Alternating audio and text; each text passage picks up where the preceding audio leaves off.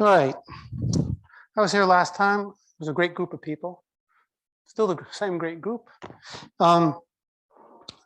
Bill said he wouldn't be here today, and he put some parameters on my talk, which I was hesitant to come because he said I had to be funny. He said I had to be interesting, and he said, don't say anything weird. And I kind of stopped for a second and said to him, are you sure you got the right man for the job? But be that as it may, I'll do my best. The foundation for all the work I do and the healing work I do, I've done healing with clients, over 50,000 of them, and I facilitate it. Source does all the work, provides the energy. I just provide the clarity and the absolute knowing that anything can heal physically, anything, anything, anything. And when I say anything, I mean that, anything. So the foundation for all the work I do is called the loving process.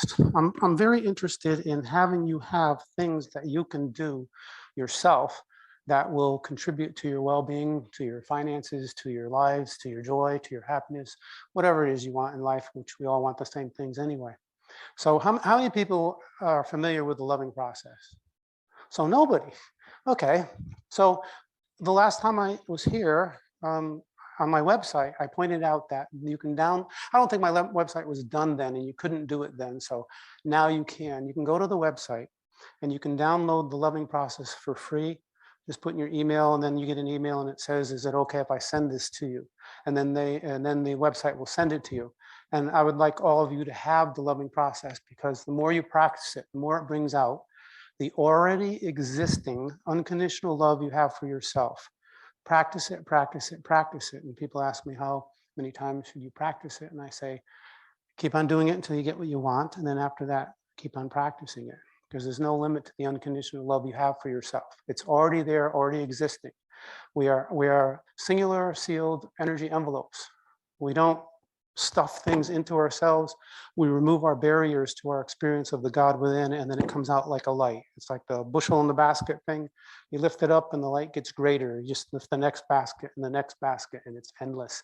So I have one of my books, Be Bad, Do Good, how to get what you want in spite of yourself, back there on the table with the cards there with the website on it. So if you need to know how to access the loving process, you can do it through that way. In that book is the loving process. And then there's the Women's Ultimate Awareness Self-Defense Seminar and the cards for that too. And in that is another thing called the Census Process. And we're going to do the Census Process right now with your permission. Anybody not want to do a little process? Okay, and if you don't want to, just don't do it, but we're going to do this. And this is something else that you can do on your own, laying in bed at night, driving in the car. And what it does is, when you do the Census Process, it brings you present into your body. I taught Tai Chi and martial arts for over 53 years. And I've noticed that with students, the one thing that people are more than anything else is not present, not in their bodies. They're not here. And there's nowhere else to be, and yet they're not there. And it's not bad, good, right, or wrong, but when you're here and more present, you can be more aware. And when you're more aware, that my interest in having people be at their greatest power is when you're most aware and you're most present. So we're going to do the Census Process right now. You can close your eyes, open your eyes, it doesn't matter, but it's very simple.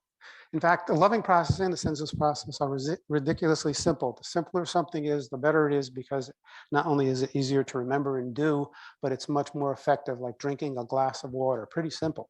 And yet it's one of the most essential things you can do in life, period. So the Census Process is this. We're going to work with the physical apparatus because that's what we have right now. We may be spiritual and all this other stuff, but we're here for a reason, in a physical body. And whatever we can do to enhance our beingness as spiritual beings in a physical body is desirable, because then we're more present, more aware, and we're just kinder. And being kind is my essential goal in life, besides ever expanding in divine love and divine awareness. So this is the Census Process. We have 5 main senses. We have about 250,000 other senses, but we're going to work with the 5 big ones. So the first one is the sense of smell. So as you're sitting there, when you walk into the kitchen, somebody's baking bread, what happens? Your total focus goes, boom, you're there with the bread. Oh my God, it's like overwhelming. So you're going to use that ability to focus on one sense that you have a remembrance of through smelling baking bread, and just with your eyes closed, your ears off, just smell what's in the room. Usually you can smell your own breath and what you had for breakfast, and with the shield on, it's pretty effective to give me that feedback. It's bouncing off it, and I can smell what I had for breakfast, or the toothpaste you used, and just do the smell and keep on smelling there. Breathe in a little deeply through your diaphragm, and just keep on smelling until you've got a fill of it.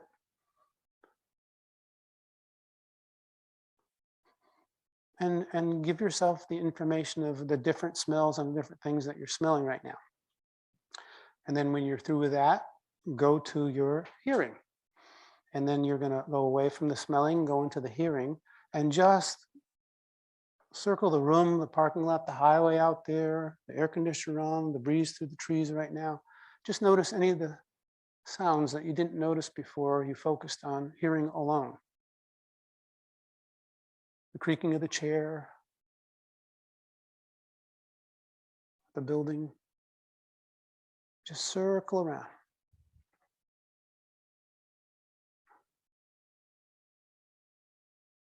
And then when you're through with that, and sitting in your seat, wherever your body is, in whatever position it is, notice how your feet feel, your elbows feel, your physical sensations of feeling, how your body feels, what's going on with it. And the distinction between your thoughts about it and your actual feeling of your body. I would say in general, we feel pretty good, and then we have all these thoughts of, oh, well, I wonder if I'm going to die today, whatever. You've made it so far. And just feel what your body is doing. Where are you holding tension in your body? Let it go.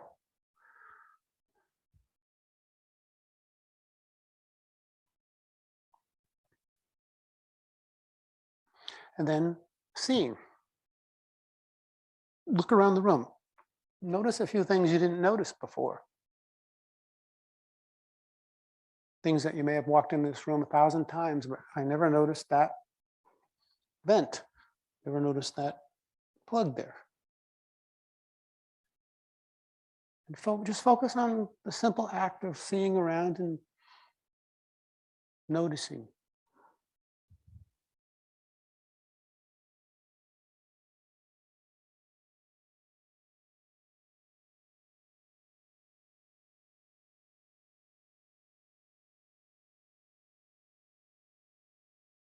And then bring yourself into the room a little. And did we do all 5? Hearing, seeing. Did we do hearing? We did hearing. We did seeing. We did feeling. We did tasting and smelling. Okay, so that's your 5 senses.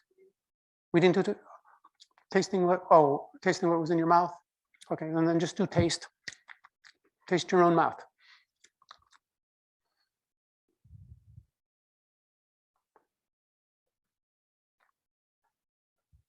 And then when you do the 5 senses around and around a few times, so you're laying in bed and do it, you realize how many things that you weren't picking up on before because your thoughts were distracting you from your actual physical senses of your body. And it's what the goal of Toltec shamanism is very different than the goal of, say, for instance, meditation in Buddhism. And meditation in Buddhism, being present is your total goal. It's like, all right, 5 senses, let's just work with those. And when you're totally present and immersed within those 5 senses, you've reached the epitome of what it means to be the Buddha, which is you're just here. That's it. It's just, this is it. This is it. This is it. That's it. That's all there is. And then the goal of Toltec shamanism is similar in that being here and this is it, and then what is it, and then expanding into awareness of what it actually is, the energy. And they don't talk about that in Buddhism, but it's practiced in Toltec shamanism, and it's the energy of awareness, being aware of what your body's doing, being aware of how well you are, being aware of your hidden beliefs and everything that you can possibly be aware of. And as far as I can tell, and this is not a lecture, this is an interactive discussion. So interruptions and questions are welcome, because I don't like to lecture. I like to have an interactive I know you're shaking your heads, but you can actually speak too, and it's okay. So in Toltec shamanism, it's being aware of the energy in the world. What is that energy doing? What is it there for? What is its intent? And intent is a very specific word in Toltec shamanism. Intent is the direction you put your energy in. So you could have a lot of energy, but no intent and nothing happens. But when you have a lot of energy and you focus your intent towards one specific thing, and then you do that, number one, by doing the loving process and allowing yourself to have good come into your life because you are so in touch with your own unconditional love for yourself. Then you use the census process to get present after you do that. And then you use your intent to focus it toward goals. And goals are important to us. We like to accomplish things. My goal is kindness, and I'm doing the best I can, and I'm about 1% of the way there. And I'm looking forward to the expansion over time of that particular goal. So any questions about any of that? I know I have a tendency to throw a lot of stuff out very quickly because I'm familiar with it, but you're not necessarily familiar with those concepts. No questions? Okay, I have something else for you.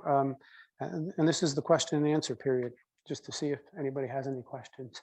One of the things I was looking at or experienced the other day is we put a lot of pressure on ourselves to be the Buddha or to be Jesus or whatever spiritual being, perfect entity. And you already are, first of all, because you are God. So there's nothing you need to add, fix, or change to yourself. You're perfect, and you've had it indoctrinated and inculcated within you that it's been crammed in there. And getting rid of the layers of onion that are rotted and getting to the light inside that you already are. So there's nothing you need to do, fix, or change, or modify with the God within you. Our goal is to remove our barriers to the full experience of it.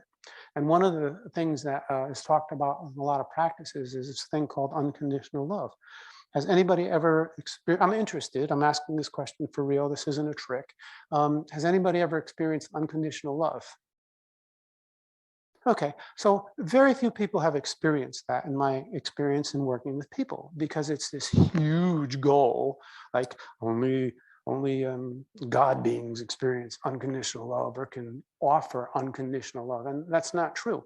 So we put this huge pressure on ourselves to experience unconditional love, and all our practices often, I'm not saying necessarily you, but often our practice is expectation that we're going to do that, and then a failure and feeling bad because we didn't do that. And to tell you the truth, I have experienced unconditional love before, but not that often. However, this is the next step to doing the loving process, doing the census process, and then focusing your attention on your goals is another experience that we can have. So how many of you have experienced appreciation? Appreciation? How many of you have experienced that? So everybody's hand in the room, everybody? Anybody not raise their hand? Okay, so everybody's experienced appreciation. And this is the concept I want you to mull over in the next couple of weeks. I invite you to mull over in the next couple of weeks. Trying to get from where we are to unconditional love is extremely difficult. And very few people have had the discipline in life. Like, how many enlightened beings do we know? Well, 2 out of 20 billion people? So it's not likely we're going to do it. That's fine with me. However, with appreciation, this is what you can do. You can generate unconditional appreciation. You can do that because you've already had the experience of appreciation. Now the goal is to experience unconditional appreciation. Appreciate everything that happens in your life. And this is the thing. What really got me on this week was I do a lot of physical things in my life. I chop wood, I do plumbing, carpentry, I do karate, all this other stuff, a lot of physical stuff. And in doing physical stuff, I often, bang myself, start bleeding, and I get really pissed off. I get angry when I hurt myself. I rarely get angry at people, but it really pisses me off when I'm so stupid that I hurt myself. And then I realized this week, you know what? The time I spent being angry is such a gift because it shaved a little bit off my life, being angry. And I appreciate it now because it's bringing me closer to my full godness that will happen when I pass away. So all my anger now, instead of being angry at getting angry, I laugh and I appreciate it because it's bringing me closer to God. It's just a different perspective, and different perspectives are extremely empowering for people.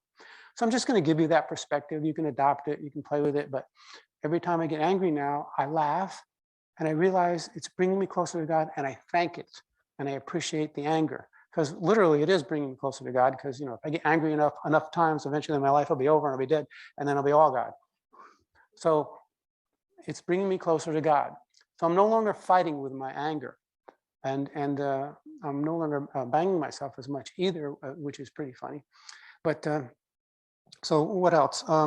So there's the loving process that you begin with in order to access your unconditional love for yourself. There's a census process that brings you present, which you can do before or after the loving process as well, to bring you present with doing the process. And then there's the concept of focusing your intent toward something or using all your energy in one direction. And then there's the concept of, those are processes, real things. And then there's the perspective of that everything in your life is a gift to you, and that you can experience unconditional appreciation. You don't have to be the Buddha to do that. You don't have to be Jesus. You don't have to be Muhammad or whatever spiritual figure in the sky, Ra, whatever you believe.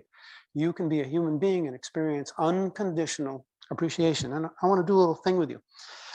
How many people know, by a show of hands, or tell me, what are the 5 conditions that are necessary to attain, or the 5 steps before you can experience unconditional love? Just call them out. Good. What else? Allowance, acceptance. What else? Openness. What else? Love. Did you say love? Okay, what else?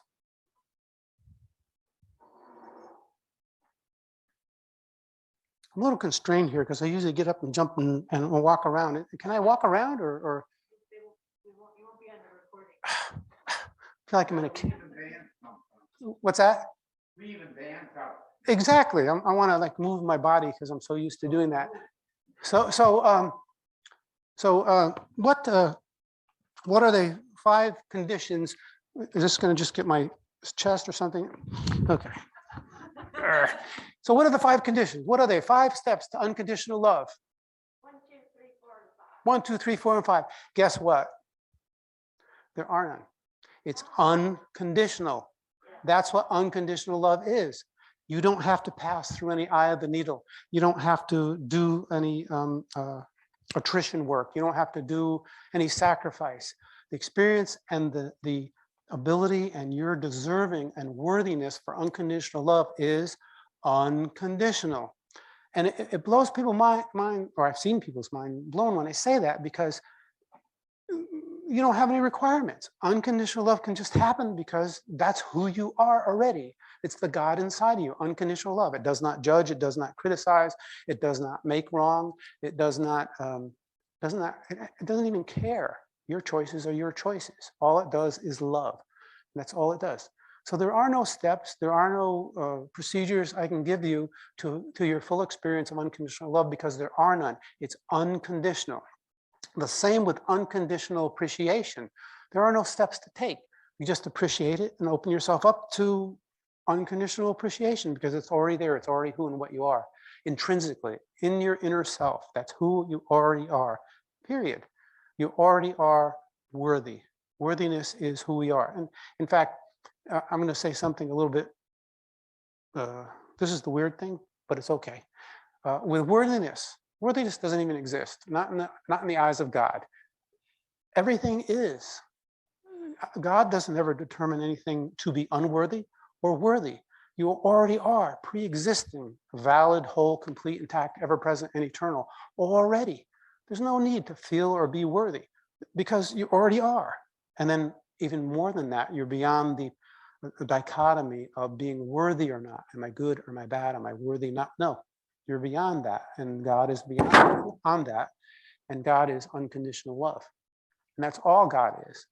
And that's who and what you are inside of yourself when it's revealed through continually doing the loving process, opening yourself up to being present through the census process, and then focusing your intent, which is another conversation, a little longer one, on goals that you have. And will you reach every goal that you want? I haven't. I've failed spectacularly on many of them. But the one goal I know I can reach, because it's who and what I already am, is unconditional love, the God inside of me, and just being kind to people, just being kind all the time that I can in my time on Earth. So now you have a tool, and like I said, the loving process is in Be Bad, Do Good. The census process, if you didn't pick up on it, is in the Ultimate Woman's Manual. So you have the loving process, the census process, and then focusing your intent on whatever you want to accomplish. Any questions? It's a little different not having any questions. Am I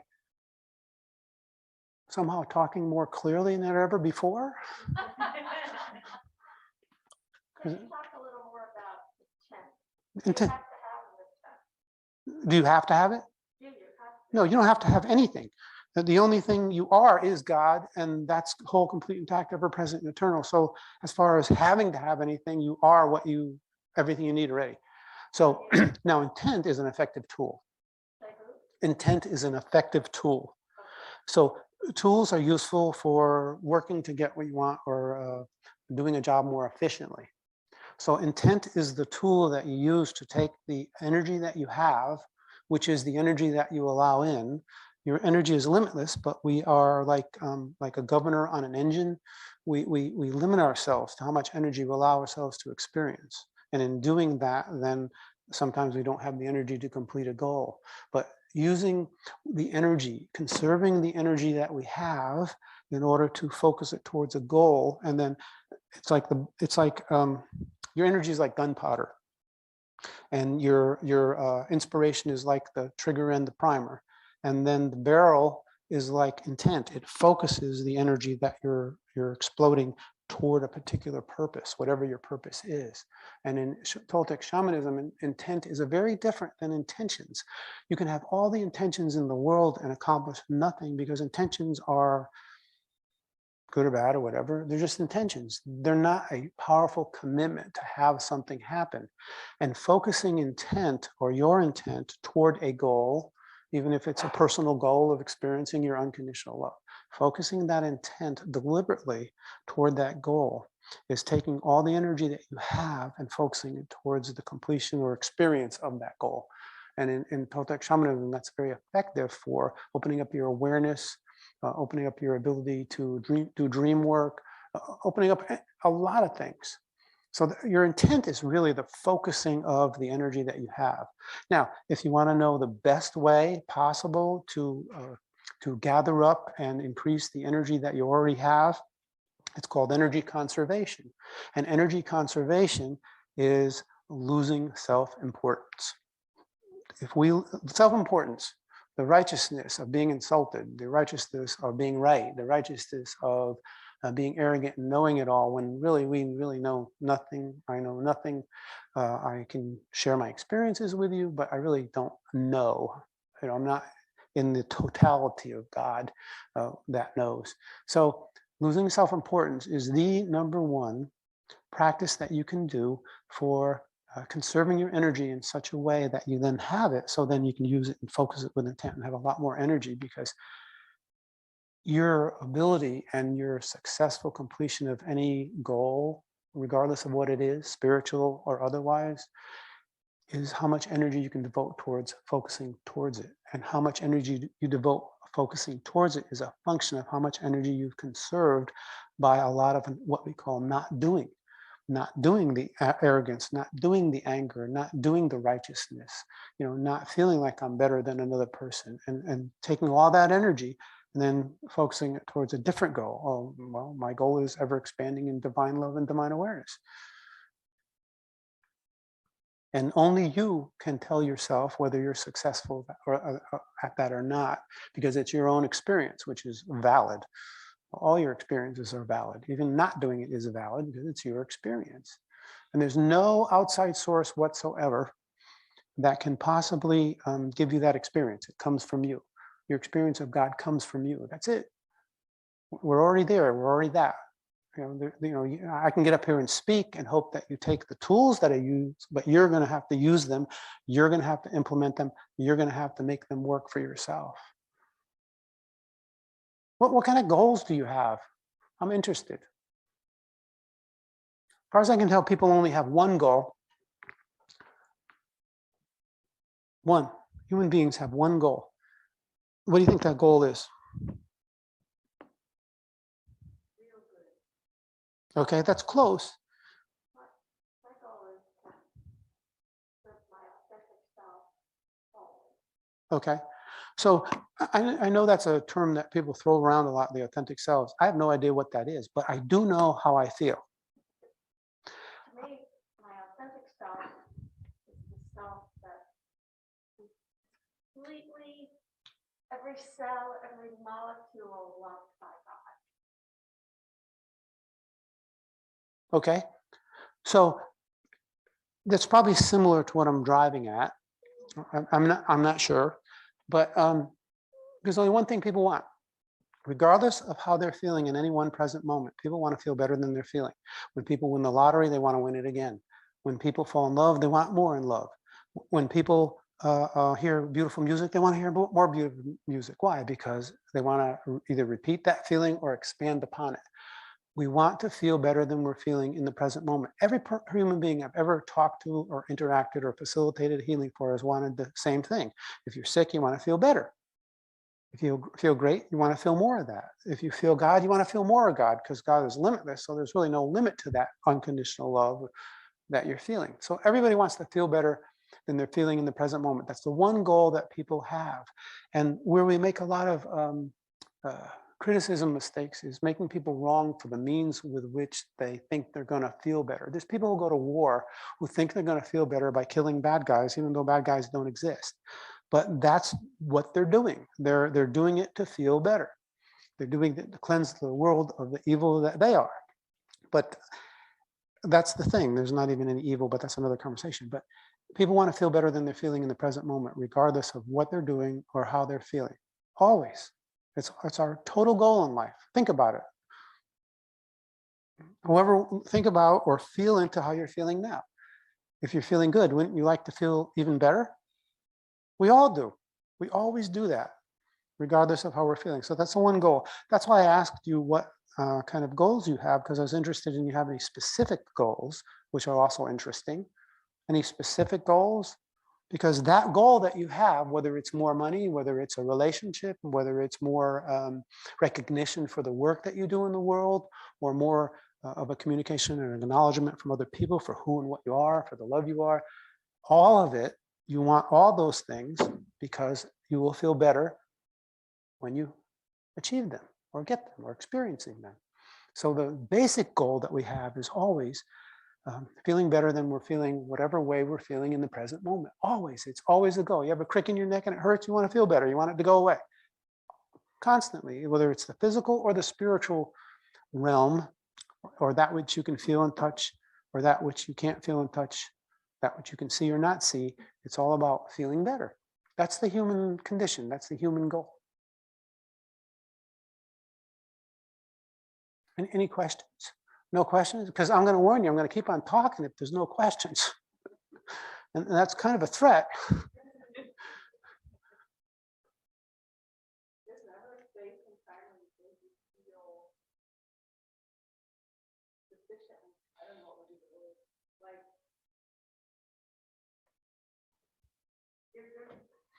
You don't always want to feel better. I mean, there's a point where, I mean, I feel like my life is very good. Everything is fine, but I'm not looking for anything better. Right. And you're thinking right now. And in thinking, there is finite experiences when you think about it. But when you feel into it, there's no limit. Because there's no limit to your expansion into the God who you are. No limit. But you can think about it and say, okay, I'm satisfied enough right now. And you are. I mean, but it's good, right? It's not a judgment on your life. It's that's what people do.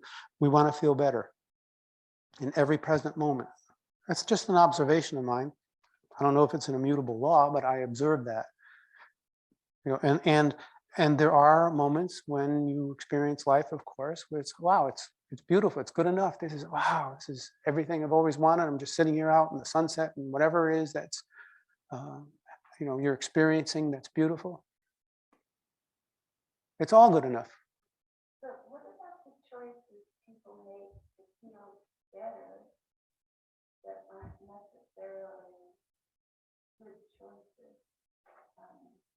I don't know. Is that a judgment on what someone else?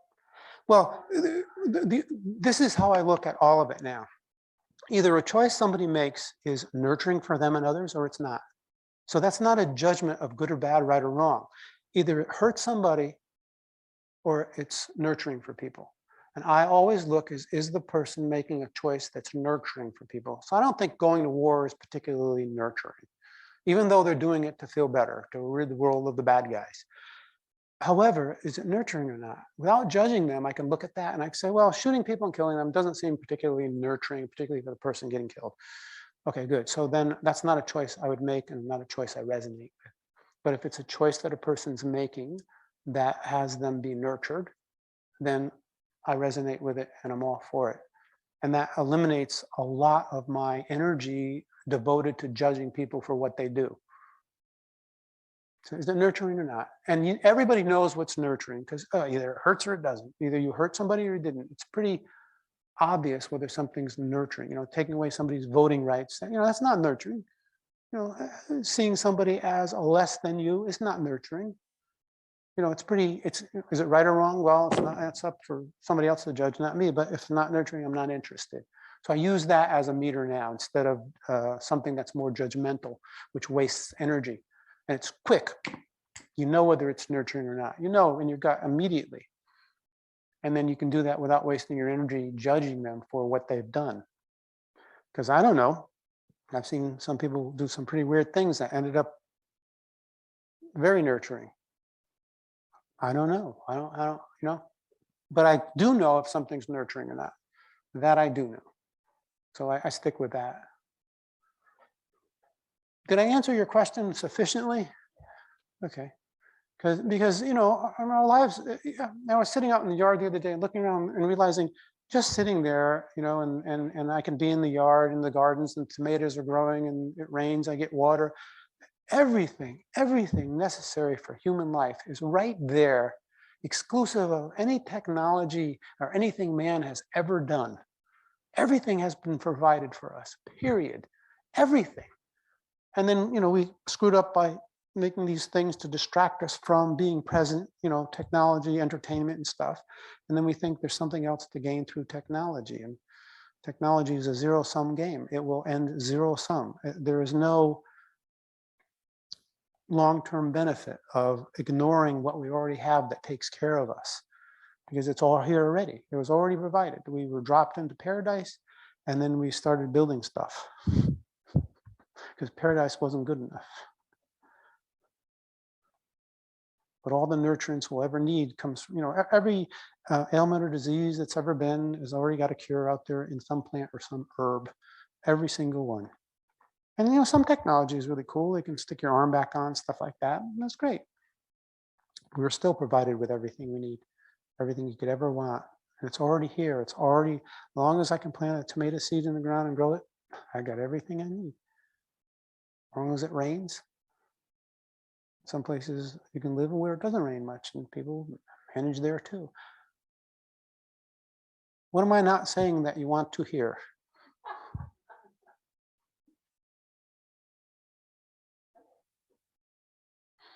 In talking, I like to talk about you know, expanding awareness and healing work.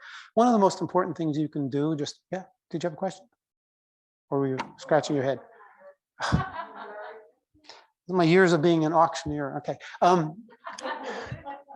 So one of the key elements, one of the key things that you can do if you have any physical ailments or something in your body going on or something you want to heal with yourself, because most people do, I have my own, is forgiveness work. Forgiveness work more than anything else. Forgiving yourself for making stuff up about what somebody did, forgiving somebody for what they did, forgiving. Forgiveness work is the key to healing work, any physical healing that you want to do in your own body. And this is the thing, when you forgive somebody else, our initial gut reaction is, if I forgive you for that time you threw that wrench at my head, you know, I'm approving of that action. No, not at all. You don't even have to like the person that you forgive. You can hate them. Some woman stood up and said, I hate my ex-husband, but I can't forgive him. I said, well, yes, you can. Hate him and forgive him. They're not like contingent on each other. Your forgiveness work has nothing to do with anybody else but your own thoughts, your own feelings. And your forgiveness work doesn't dictate that you have to change your feelings about anything. You can just forgive. There are things that people have done in my life that I don't like. Let's put it that way. And then still I forgave them. Why? Because, well, it's for me. And it's for the healing work that I do. Because when you forgive yourself for the stuff you made up, when you forgive other people for the things you've done, it's not hooked up into them. It's hooked up into how you feel about yourself and how you allow your body to heal. And when you do your forgiveness work, which is to forgive whatever issue that you have with that person, you're also releasing a lot of energy. When you release that energy, you then have it to focus your intent towards other goals you have other than being upset or angry at somebody else. And you can do that. So forgiveness work is very important in healing. I have had people heal broken bones in 2 days. I have had people heal heart attacks in 20 seconds, literally in the hospital, working with them. By the time I got there, they were packing to leave. I was like, why did I show up? You're already done. Your own forgiveness work is a very key component to your healing work, whatever it is. And again, I'm going to repeat this because I've seen this thousands of times. People who were sat down, or the doctor said they were going to die, and then we worked together, and then they didn't die, and whatever they had disappeared. Anything can heal. Anything physical can heal. Your spiritual self, your spirit, your godness is so far beyond vibrational power than the physical world that you don't even, it's hard to even imagine how powerful we are, or how powerful your spirit connected as spirit is. And anything can heal. I've seen everything heal. Everything. Well, maybe not everything, but enough to know with absolute certainty that anything physical can heal. I have seen lesions on people's hands, literally as we were sitting there, go back into the skin and disappear. Disappear. Now, if you're that powerful that you can heal lesions on your hands while you're sitting there looking at it with another person, so you have verification, and I like a cooperation and verification. If you're that powerful and you can do that, imagine what you can do with the internal aspects of your body immediately. It's limitless. If you can do that, if you can heal a broken bone in 2 days, you can heal all the tests and symptoms and manifestations of a heart attack in 20 seconds. Imagine what else you can do. For this too, you can do and more. And it's absolute, and with absolute certainty. So healing is also pretty limitless. Now, it's like goals, just as a cautionary note, so you don't have expectations and disappointments. I've seen people heal from everything, and I've also seen people not heal from things because of whatever their journey was. They needed to do what they needed to do, and some people I've known and work with as clients had to pass away. That was their thing. I don't interfere with that. I don't ever try to dissuade them from what they feel their journey is, because that's their business. You know, I had a woman who had a brain cancer, and she called me on the phone and left a message on my answering machine. And the second I heard her voice, I felt like there was an octopus in my head. It was like, what is that? You know, I was seriously considering going to the ER. And then I realized, wait a minute, I had to do what I have to do all the time with my clients, is separate myself from the energy of what they're going through and my own energy. And when I did that, I realized, oh, something going on with her. I worked with her for 3 or 4 weeks, 5 or 6 times, and she was not interested in, I found out she had brain cancer. She was not interested in handling it. She said, I got it handled, but I want something else. And what she wanted was something that everybody wants, and I'll tell you about that in a second. But once she heard from me a completely unconditionally loving space of listening that I managed to generate for her, once she told me what she wanted to tell me, she was free to pass on then. And then she passed on within a couple of weeks. But that was her journey. I didn't try to stop it. It's none of my business. My business was to facilitate what she wanted in her healing process, and that was it. And what she wanted in her healing process was something that all human beings have. And what all human beings have, in my experience, maybe there's someone out there that doesn't have it, who knows, but in my experience, everybody has this one thing that they want to prove to the world that they are. And every act in their life is a demonstration or an effort to demonstrate to the world that's what they are. And for, for me, I know, because when I was growing up, I'll give you my example because it's what I know, is that my parents and everybody around me, because I would talk in a very sophisticated way, they didn't understand it, and they would call me dumb. And everything I said, oh, that's dumb, you're blabbering, da, da, da, da, da. So all my life has been an effort to prove that I'm smart. Well, all right, I discovered that. And so I stopped doing that. I stopped using big words, and I just started just being myself, whatever it is. But everybody has that. Like, I know one of my clients, her thing was, I am loving. That's all. And every act in her life was a proof of that. So with the woman who I was working with, once she communicated to me what her one line was, I am, I am, I am. There was this huge and enormous, that's redundant, but a huge release of energy, and latched around having somebody get that. And once I got it, she was able to free herself to move on in her journey. And it doesn't take 5,000 people to speak this thing that I am to. One other person will do. You don't need a huge audience. You don't need to be Beyonce or whatever, and have 5,000 people out there. But you just need to speak it to a completely unconditionally loving, listening space of really nothing, just nothing. Just let it be. And I just let her words be what they were. And once they were, and that's a similar experience I've had with thousands of clients. So we all have that. We all have, and we're all sitting here, and it's like a subconscious belief that I need to tell the world I'm this way. And then once we communicate it to the world, it actually frees you to be other ways too. I'm not focused on whether people think I'm smart or not. I don't care anymore. I really don't care. Call me dumb. Oh, I don't know. Sometimes I'm dumb. What the heck? But my intent now is much more greater than that, is just be kind. Just be kind to people. That's it. Pretty simple. And it's much more fulfilling and satisfying and powerful for me personally to have that as a goal, because there's nothing to prove. Once you're kind, you're kind. That's it. There's nowhere else to go with that. Nobody has to tell me I was kind. I know I was when I am. And when I speak about my own experience in working with so many people, I realized my experience is your experience. Your experience is my experience. We all experience the same thing in very similar and dissimilar ways, but it's all the same human experience. We all go through the same things. We all do. They're really, we talk about our differences and our variances and race, creed. Let's talk about how so similar all of us are. Let's talk about how everybody wants to feel better in the present moment, that everybody wants to live a life of peace and security and love. Let's talk about how everybody is so the same rather than how everybody is so the different. Because I think personally, it's my personal belief that it's our sameness that gives us the power to live as a human community rather than our differences. I don't care about our differences. I care about how similar we are. Because once you realize how similar you are to another person, you're no longer an adversary, you're an advocate, and you resonate with them because we're the same. I like myself, why wouldn't I like you? Did that make sense? I kind of like that concept because it's the sameness of each one of us, regardless of who we are, what nation we're from, what race we are. It's our sameness that's important because it connects us. We don't automatically divide ourselves because of our differences. What else?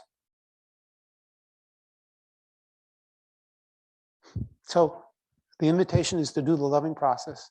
And I will repeat that 10,000 times because my job up here is a reminder. That's who I am. I'm not a lecturer, a guru, a teacher, an instructor. I am a reminder. I'm an alarm clock. And I'm an alarm clock to wake you up to who and what you really are inside already. And I will repeat myself 10 million times in doing that. And that repeating will be do the loving process over and over again. Start the census process so you get more present. Then just use some of the concepts I gave you to see how they work for you. And if they don't, throw them out. But if they work for you, then use them. Fair enough? Have I given you enough stuff yet? I've got more. Yeah. Sure. One of the books, Be Bad, Do Good, How to Get What You Want in Spite of Yourself, is about banishing all doubt, banishing all, it's an acronym, BAD, banishing all doubt, banishing all disdain, banishing all despondency, banishing all distraction, and banishing all, see, there's 5 of them, but it's a D word, you know, and it's not about completely banishing them all. It's about doing the best you can and taking the pressure off yourself and just saying, oh, I did well because I banished some of it. And through that method, and then at the end of the book, there's a loving process. Through that method of banishing your doubts, which isn't about, ironically, banishing them, it's about having them be what they are, which is without meaning. Doubts are without meaning, they have no meaning. The only thing that has meaning is what fulfills you. And that's your meaning. So in Be Bad, Do Good, it's all about that. It's about achieving goals, and it's about loving unconditionally or revealing that in yourself through the loving process. And the second, it's a thin set of printed papers out, which is the Ultimate Woman's Awareness Self-Defense Manual. And that has the census process in there as well. And then, of course, my cards all have the website on it. And on the website, there are a lot of blog entries about a lot of different things that you can read. And there's a lot of information out in there that's very useful on the website, all related to some of the things I've said today. But the Women's Ultimate Awareness Self-Defense Seminar is about being aware. I never teach physical techniques when I'm teaching about safety, because people are concerned about that nowadays more than ever. I teach expanding your awareness, because when you expand your awareness, that's when you're safe. You're safest, and you can be in a wheelchair and not have any use of your arms or legs and still do the seminar successfully, because it's about expanding awareness, not expanding your physical ability. Because expanding your physical ability is limited, and expanding your awareness is limitless. So you can have no limits to your safety. And I can tell you stories about things that have happened that are incredible simply through kind of inadvertently being more aware. You want to hear one story or? Okay, I was driving out to Cherokee to visit some friends of mine one day in my green Saturn with the window down on a beautiful day, going about 75 miles an hour. Minding my own business, cranking up the radio. It was a beautiful day. And all of a sudden, in the middle of the trip, somewhere near Cherokee, I mean, all of a sudden, like without will, without thought, my right foot flew up to the brake pedal and slammed on the brake, literally. And don't ask me why. I don't know to this day where that came from. But I was continuing to expand my awareness work. When I slammed on the brake like that second, a bullet came across my windshield that would have hit me right here in the neck had I not slowed down that very instant. And it had a big gray streak across the windshield and made such a noise that I stopped because I thought it broke the windshield. And I realized what happened, because the only thing that leaves a gray streak across your windshield that makes that noise would be a bullet. Not a piece of gravel won't do that. So it was a bullet. And I don't know where it came from or how it happened. But in that instant, I realized through this expanded awareness work, literally, and that's not just the only instance this has happened, but it saved my life many times, many times. So did I think about it? Did I have that ability? I don't know a thing about it. All I know is it happened. And that's kind of thing where you'll be driving along, and through your expanded awareness work and being more present, you'll take a right-hand turn and you realize, had you gone left, something would have happened. Why? I don't know. It's the way we work as human beings when we're more aware. And that's a pretty dramatic example, the whole bullet thing, but that wasn't the first time I dodged a bullet, but it happens. I grew up in a ghetto, so I dodged a lot of stuff for 17 years. I'm still here, must have worked. You know what? You can put any word you want on it. I'm just appreciative. You can call it a cramp in my leg. I don't know. But it was without me even thinking about it. It's like I was surprised watching my leg do it, watching my foot slam the brake pedal. It was shock to me. It's like, what? But that's the innate ability every one of us has, every one of us, without exception. And that's the sameness of humanity. We all exist as living as the unconditional love of God, or as God that we are. You don't need to connect with God because you are God. There is no connection. You already are that. You can't connect with what you already are. You already are that. So, okay. Too long? Oh, no.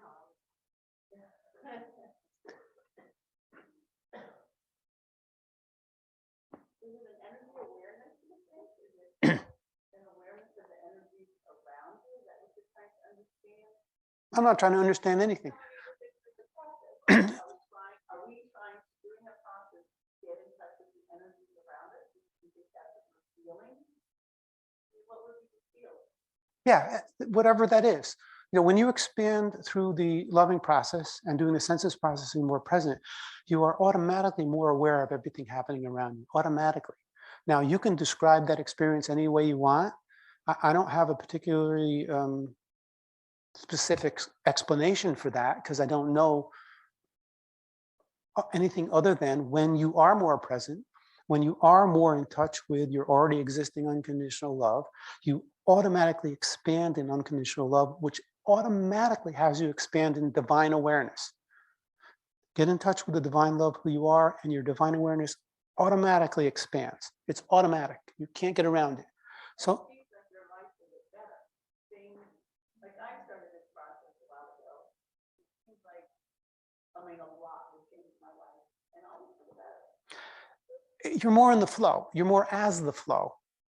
You're more in that place where, you know how the surfboarder was saying, I can't remember his name, hip or whatever, when he was in the flow, you know, in the zone, he could walk out to the end of the surfboard, stick his toes over, nothing happened, and he shouldn't have been able to do that. You know, when you, it's like sports, when you're in the flow, or when you're cooking, you're in the flow, where everything just happens so fluidly and almost musically. When you're in that flow, it's like that. You know, you're expanding into being in that flow more and more of your time. I don't know anybody who's that way all the time. I'm certainly not. And I don't know anybody else who is either. However, you can continually expand upon the time within which you are in that flow. And you're not really in the flow, you are as the flow. You're not really getting in touch with God. You are as God. You are as flow. You are as that already. That's who and what you already automatically are when you reveal your inner self to yourself or to your ego. So, you know, I'm very practical. Do the loving process, do the census process, expand your awareness, and then you'll find out what happens. And I can never tell anybody else what their experience will be. All I know is my experience has been more as flow. And the people around me describe it the same way. So there are pretty big similarities.